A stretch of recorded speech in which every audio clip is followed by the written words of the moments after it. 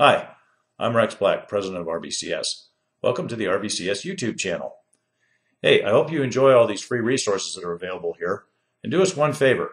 We need to keep the lights on, and we need your help to do that. So, when you need testing and quality related services, training, consulting, expert services, you name it, let us be one of the bidders on that next job. We don't expect to get all of your business, but we'd like to get a chance. Thanks, and enjoy the shows. 3, 2.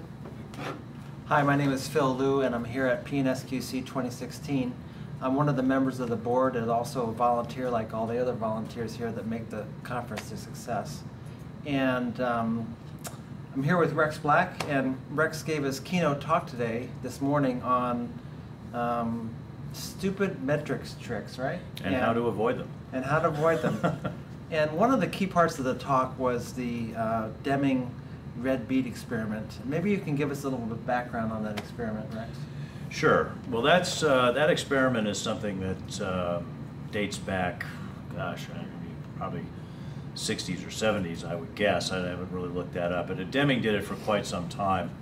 And I did something of a scaled down version of it. Deming's full experiment is longer, more like an hour. But what he was trying to do was to demonstrate a number of typical dysfunctions associated with metrics.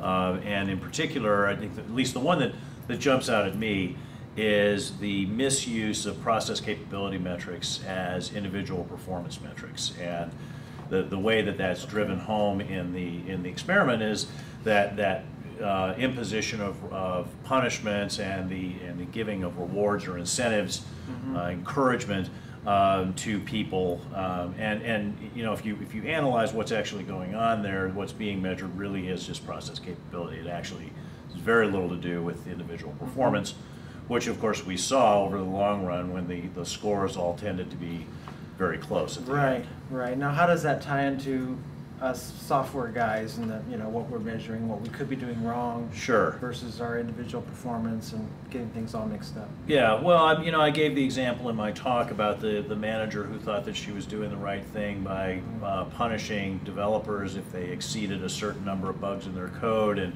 rewarding testers if they found more than a certain number of bugs, right? And that's classic red bead experiment stuff right there. It's a process capability metric that's being misused, and worse yet, it's creating a toxic environment where the developers and the testers are at each other's throats over, is this a bug or not.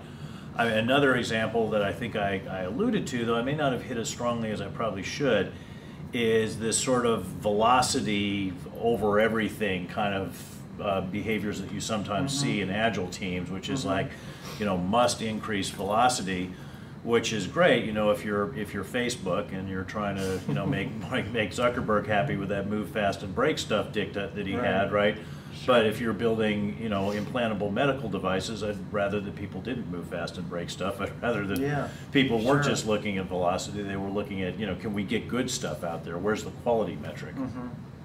So, in addition to velocity, I think one of the questions that came from the audience was, how many metrics should we have, right? And I think your answer was maybe a handful, like 4 or 5, something like that. Yeah. So what would be a couple other good ones that we could take home with us?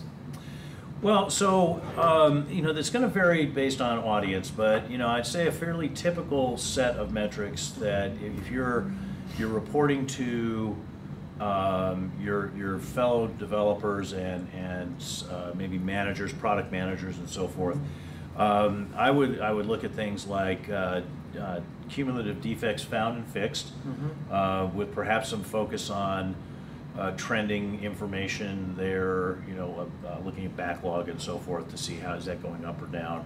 When I say backlog, I mean bug backlog, not story backlog. Right. Coverage. I think this is something that's definitely underreported. But be able to trace the tests and their results back, not just to user stories and acceptance criteria, but also to other important coverage elements like risks, supported configurations, user personas, any sort of important things that need to be tested. Where do we stand there? And then, some reporting of test case progress, though I'm always, you know, for reasons that I Yeah, mentioned before, sure. really hesitant with test case metrics Right. because they're so easily misused. But I think it's when used carefully, can be a reasonable metric of progress. Mhm.